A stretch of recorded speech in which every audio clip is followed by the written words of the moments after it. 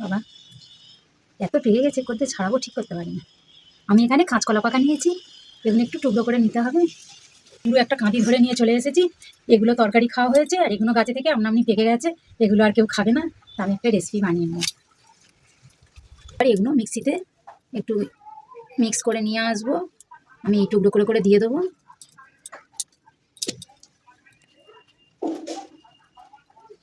আমি এখানে এই কলার মধ্যে আমি পরিমাণ মতো চিনিও দিয়ে একসঙ্গে মিক্স করে নেব, পেস্ট বানিয়ে নেবো চিনি দিয়ে। এখানে 200 ময়দা নিয়েছি। এখানে বাটি হিসাব করলে 1 বাটি ময়দা, হাফ বাটি সুজি, হাফ চামচ বেকিং পাউডার, 1 চিমটি দিয়ে দেবো বেকিং সোডা, দিয়ে দেবো হাফ বাটি সাদা তেল, দিয়ে দেবো স্বাদ মতো লবণ, দিয়ে দেবো গুঁড়ো দুধ। ভালো করে এগুলো শুকনো উপকরণগুলো তেলের সাথে ভালো করে মাখিয়ে নেব। দিয়ে দেবো কলার পেস্ট, দিয়ে ভালো করে আমি এটা ফেটিয়ে নেব।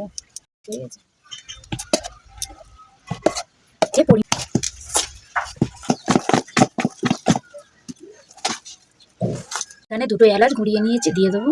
এখানে কিছু টুটি ফুটিও দিয়ে দেবো, ফেটিয়ে নেবো। আমি এখানে কিছু মোরব্বাও দিয়ে দেবো, দিয়ে ভালো করে ফেটিয়ে নেবো। আমার এখানে মেশিন নেই, আমি হাত দিয়ে ভালো করে ফেটিয়ে নিচ্ছি।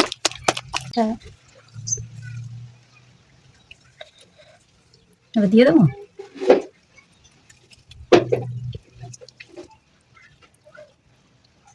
কে নেব, এবার ওপরে একটু সাজিয়ে দেবো।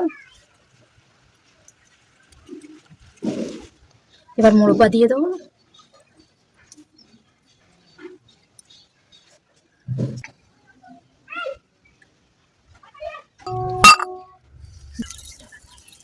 চিন্তায় পড়ে আগে থেকে আমি এটা বসিয়ে দেবো।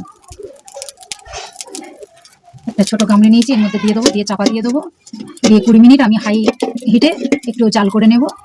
10 মিনিট লো, মোট 30 মিনিট আমি এখানে জাল করব।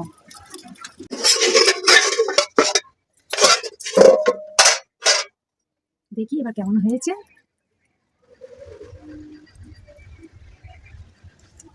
হয়ে গেছে, আমি এবার নামিয়ে নেব।